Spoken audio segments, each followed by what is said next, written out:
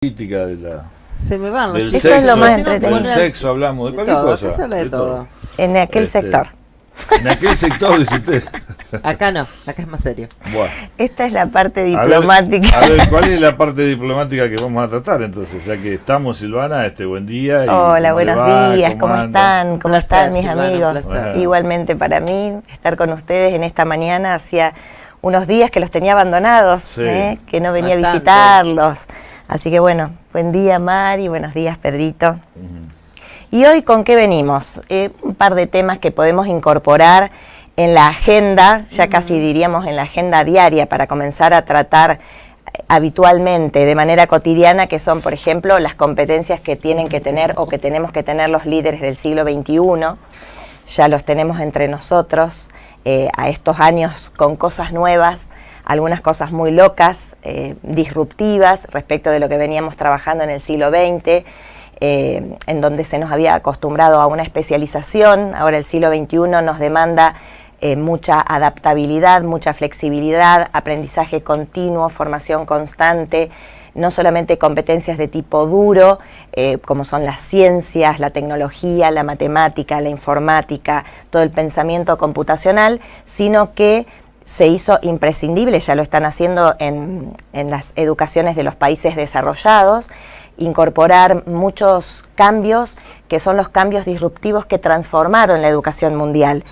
Fundamentalmente, ser aprendices permanentes, es decir, una de las competencias que tenemos que incorporar es aprender a aprender, y es algo que tenemos que enseñar tanto en la escuela como en las organizaciones, estar permanentemente dispuestos al aprendizaje. Por eso se viene la formación continua y el aprendizaje sin cortes. Además, la flexibilidad, estar dispuestos tanto a lo planificado como a lo inesperado. Tenemos que tener respuestas para lo imprevisible, y este siglo es así como nos ha acercado, porque la hiperconectividad global nos acercó a todos. Tenemos el mundo pequeño, podríamos llamarlo de esta manera, en cuanto a la comunicación, lo ha tornado muy complejo. Exactamente, yo creo que el punto está ahí en la comunicación. Exacto. Tenemos toda la tecnología, tenemos todo a disposición nuestro, pero ¿de qué manera realizamos ese contacto con otra persona? ¿De qué manera motivamos al otro? ¿Y de qué manera podemos ser multifacéticos también, como bien Bueno, decís? bien, ese es uno de los puntos, Mari, porque una de las habilidades que se nos va a demandar estamos trabajando ya para el 2020, para el 2020, que parecía tan distante, ¿no?, cuando arrancamos por el año 2000 o cuando comenzó este siglo en el 2001. Hoy ya estamos trabajando a 3 años, o sea, siempre se trabaja, parece, a futuro, y una de las habilidades es la transdisciplinariedad y la multidisciplinariedad, es decir, siempre ir un poquito más allá, y además es lo que llamamos el trabajador T. ¿T por qué? Porque la línea recta, digamos, de la T, la ascendente, es la especialización o la expertise determinada que tenemos que tener los profesionales. Y los brazos de la T son justamente brazos abiertos que abarcan múltiples disciplinas, de las cuales por lo menos tenemos que tocar de oído. Si no tenemos un aprendizaje desarrollante y experto en varias disciplinas, por lo menos sí saber el lenguaje que se maneja en las otras disciplinas. Por eso el formador hoy tiene que estar muy preparado para esto. No es fácil ser formador hoy en día. No es fácil ser formador, pero es muy enriquecedor. Sí. Entonces esto habla mucho del aprendizaje cooperativo, del aprendizaje colaborativo, de muchas competencias. de guía. Saber utilizar las herramientas para lograr el aprendizaje, que no precisamente el aprendizaje esté todo centrado en ese profesor o en esa persona que no es, digamos, la información la tenemos acá, a toda, pero hay que saber cómo organizarla para lograr los objetivos que queremos. Bien, eso habla de cómo tenemos que gestionar el conocimiento. Vas dando en la tecla, Mari, con cada una de las habilidades. Una de las habilidades es, además de la multidisciplinariedad, tener un pensamiento crítico o un pensamiento con sentido común, tener un pensamiento innovador y creativo, lo multidisciplinario, la colaboración virtual, es decir, amigarnos con las máquinas, tener una interacción constante con la máquina. La otra es cómo gestionamos el conocimiento, porque nosotros tenemos sobreabundancia de información. Totalmente. Esto es el manejo de Big Data, que es también otra de las ciencias que se viene, el analista de datos, por excelencia, porque tenemos sobreinformación, por eso le llamamos también navegar, porque navegamos en un mar sobreinformado y lo que tenemos que saber es a dónde buscar la información. Entonces hay que clasificarla y saber dentro de ese tipo de clasificación que hemos hecho, qué información vamos a utilizar para el caso concreto. Entonces también tenemos que ser buenos buscadores de información, como para que también podamos atrapar en esta red, por eso hoy es hablar de redes. En esta red tenemos que atrapar desde los conocimientos y sobre todo, además de atraer, tenemos que retener. Hoy hablamos de la revolución de los talentos. ¿Por qué? Porque los talentos siempre están afuera, los talentos están en la sociedad. El tema es que antes, o hasta el siglo XX por lo menos, o hasta lo que se hace hoy en día en las organizaciones, es el talentoso tiene que acomodarse a la organización, es decir, la organización tiene una necesidad y sale a buscar un talento afuera. Hoy la organización va a tener que adaptarse, no la persona que busca va a tener que adaptarse a la sociedad, sino que la sociedad o la organización van a tener que adaptarse a las múltiples competencias que tienen los profesionales. Porque en realidad necesitamos profesionales, como decíamos recién, multifacéticos, multidisciplinarios, con muchísima creatividad, porque necesitamos permanentemente estar resolviendo conflictos, para lo cual lo rutinario, lo habitual, lo cotidiano no alcanza. Entonces, este aprendizaje de tipo uniforme, homogéneo, no personalizado, se rompe, son esquemas que se rompen, por eso es la ruptura de los esquemas o de los paradigmas tradicionales. De determinada edad, Silvana, ¿qué pasa con las personas que están estructuradas en todo este tema? Bueno, es un gran trabajo que tenemos que hacer, por lo menos quienes estamos en lo formativo. Este trabajo requiere de una interdisciplinariedad entre gobierno, sociedad, instituciones educativas y las personas, porque las personas también tenemos que tomar el compromiso de formarnos permanentemente, pero esto requiere de políticas que aborden de manera diferente cuáles son los currículos de todas las materias o de las asignaturas. Esto es un trabajo constante y permanente entre sistema y universidades. A mí, perdona que te interrumpa, yo lo veo con los jóvenes ahora. Si bien están súper informados, porque tienen para buscar, no necesitan ir a la facultad para saber las materias que hay, las carreras, pero están desorientados. ¿Por qué no saben buscar bien la información? ¿Qué estudio? ¿Qué hago? Y yo digo, ¿cómo puede ser? Está bien que uno la vocación pueden hacer más adelante, pero tienen tanta información y les gustaría hacer tantas cosas y a la vez esa sobrecarga de información los paraliza. Bien. Y creo que el sistema educativo tiene mucho que ver en reverse también como comunicador, como docente comunicador. Mira, nuevamente diste en la tecla, Mari. Las 4 competencias con las cuales se trabajó fuertemente en este Foro Económico Mundial del año 2017 fue la primera, la comunicación, la segunda, la creatividad, la tercera, la colaboración y la cuarta, el pensamiento crítico. Entonces, 4 competencias que habitualmente no está incluida en ningún programa. Es decir, soslayamos la comunicación, es tan fácil hablar y es tan poco importante que la dejamos siempre de lado en los programas. En ninguna universidad hay un programa o hay una bolilla que hable de comunicación, por ejemplo. Y estoy hablando de carreras importantes y carreras referenciales. No tenemos, por ejemplo, cómo se comunica un abogado, cómo se comunica un médico, cómo tiene que hacer llegar el mensaje el médico al paciente.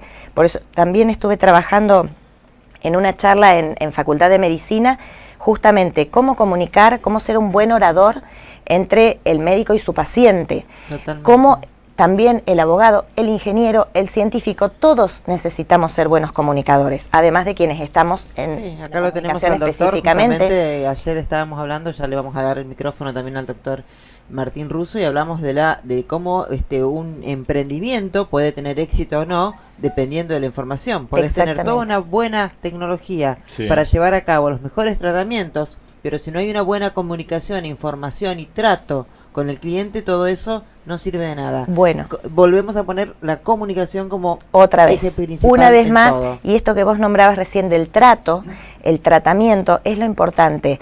Generalmente a lo que se le pone énfasis es a lo que comunicamos, el contenido, pero no se le pone énfasis a cómo lo hacemos. Y se rompen estructuras también como el autoritarismo. Por supuesto. Como una escuela donde el docente tiene que dirigir el aprendizaje y tiene que hacer ir el alumno por donde él lo diga. Bien, se deja de lado la jerarquía. Esto no significa que estemos menos... Exactamente. La jerarquía no significa que estamos menoscabando. Una cosa es autoritarismo y otra cosa es autoridad. No vamos más hacia la autoridad que está ostentada desde el poder, desde la dominación, desde la situación de cuestiones asimétricas. No necesitamos estar arriba para ser un buen profesor. Podemos ser colaterales, podemos ser horizontales, podemos ser colegas y nos tratamos de manera correcta, de manera respetuosa, y esto habla de una cercanía.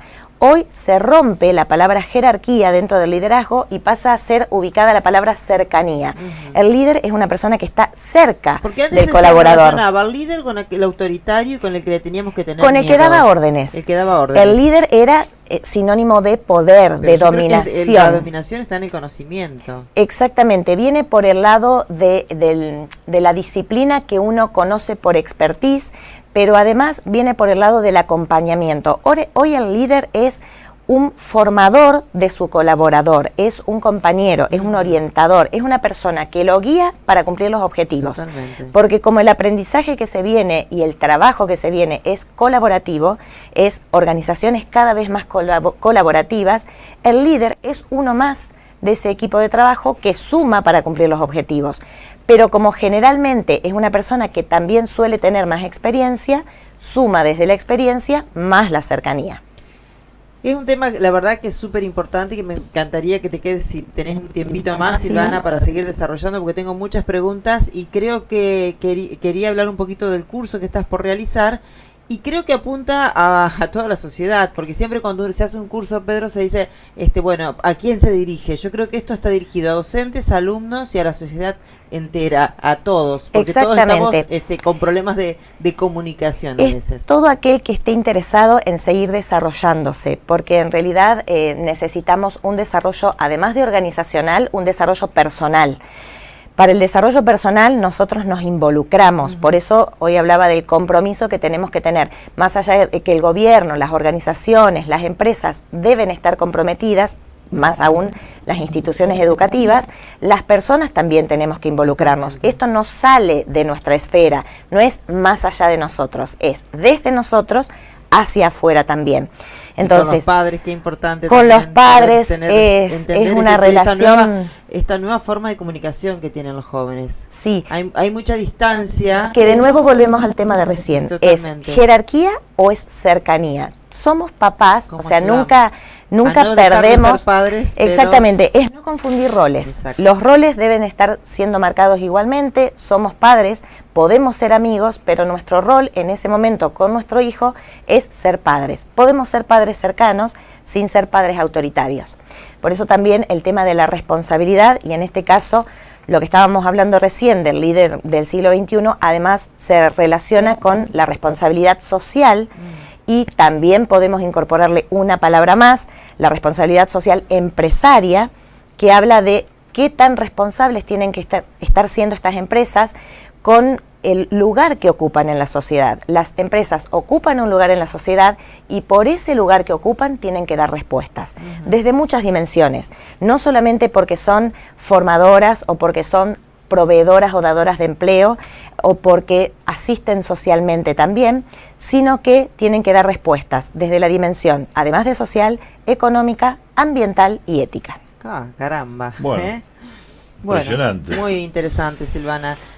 Bueno, y el curso, ¿cuándo sería? El curso, estamos hablando de las empresas del mañana, así lo he titulado al curso. Ahora lo estamos dando en el Instituto de Estudios Superiores en Recursos Humanos, aquí en Santa Fe, que tiene su sede en la Alianza Francesa. Comenzó este miércoles a dictarse, van a ser 5 miércoles, pero por supuesto que una vez que termine podemos recomenzarlo para todas aquellas personas que estén interesadas en desarrollar habilidades como son la creatividad, y lo pongo también en el tapete al tema de la creatividad porque nos cuesta ser creativos. La creatividad, muchas veces decimos que no nacemos, pero sí, todos nacemos creativos y se nos va durmiendo, se nos va adormeciendo esta competencia, por eso tenemos que ayudar a desplegarla y a potenciarla y a fortalecerla, porque toda vez que necesitamos solucionar conflictos, la que tiene que estar presente es la creatividad. Totalmente. Así que invitamos a todos. Vamos a tener que ir, Pedro. La creatividad suplantada acá por el copiar. Exactamente, porque se termina el aprendizaje repetitivo. Si hay algo que las educaciones mundiales, las que están a la vanguardia, por ejemplo Finlandia, Nueva Zelanda, lo que han reemplazado hace años, y es un sistema que funciona, es el aprendizaje mecánico. No existe más ese aprendizaje memorístico que nosotros seguimos teniendo instalado en nuestro sistema, sino que en lo que se pone foco es en la personalización. Se rompió la uniformidad. No somos personas todas iguales, no somos una masa, sino que somos individuos. Al ser individuos, cada individuo tiene que ser tratado desde su personalización. Es un trabajo mucho más arduo, requiere más pormenorización en la preparación. Tiene que ver en las evaluaciones que se dan masivas. Por supuesto, y la evaluación no es otro tema, ¿no? Pero es otro tema, y el trabajo que, a ver, ¿por qué muchas veces el alumno fracasa o se siente insatisfecho? Porque en nuestro sistema lo que hace es castigar el error, cuando sabemos que, por ejemplo, en la ciencia el error es bienvenido.